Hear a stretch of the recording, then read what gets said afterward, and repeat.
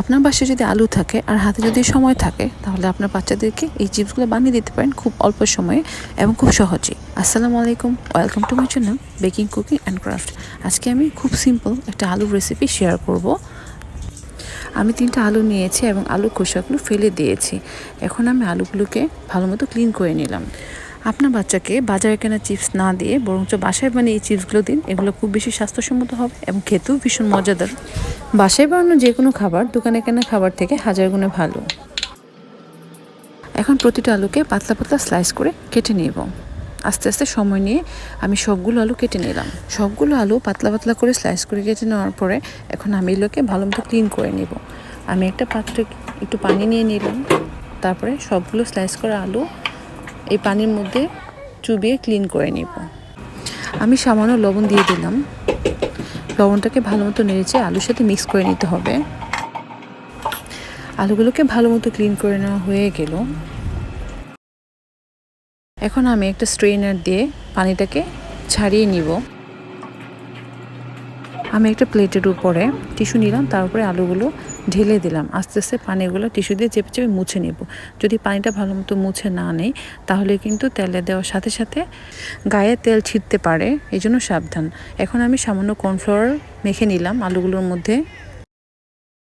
কর্নফ্লাওয়ারটা দেওয়ার পরে যখন আপনি আলুগুলো তেলের মধ্যে ছাড়বেন তখন একটার সাথে আরেকটার গা লেগে থাকবে না। এখন আমি একটা ফ্রাই প্যানে তেল নিলাম। তেলটা গরম হয়ে যাওয়ার পরে আস্তে আস্তে সবগুলো আলু দিয়ে দিব।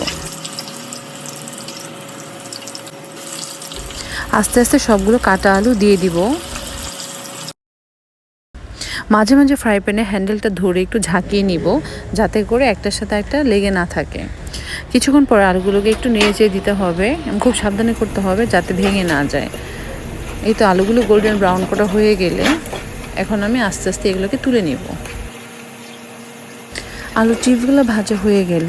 আলুগুলো যখন গোল্ডেন ব্রাউন হয়ে যাবে তখন আমি এগুলোকে তেল থেকে ছেঁকে তুলে নিব।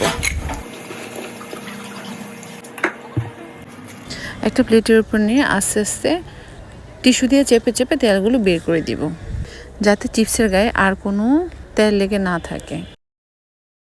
এখন আমি কিছু গোলমরিচ গুঁড়ো দিয়ে দিব এবং লবণ দিয়ে দিব।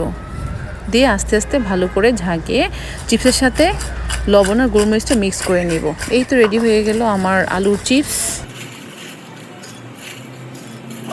এখন এটাকে গরম গরম সস দিয়ে পরিবেশন করুন। কেমন লাগলো আমার আজকের এই আলুর চিপসের রেসিপি? যদি ভালো লাগে তাহলে একটা লাইক করবেন, কমেন্টস করবেন। আপনাদের সুন্দর সুন্দর কমেন্টস আমাকে অনেক অনুপ্রেরণা দেয়। সবাই ভালো থাকবেন। আল্লাহ হাফেজ।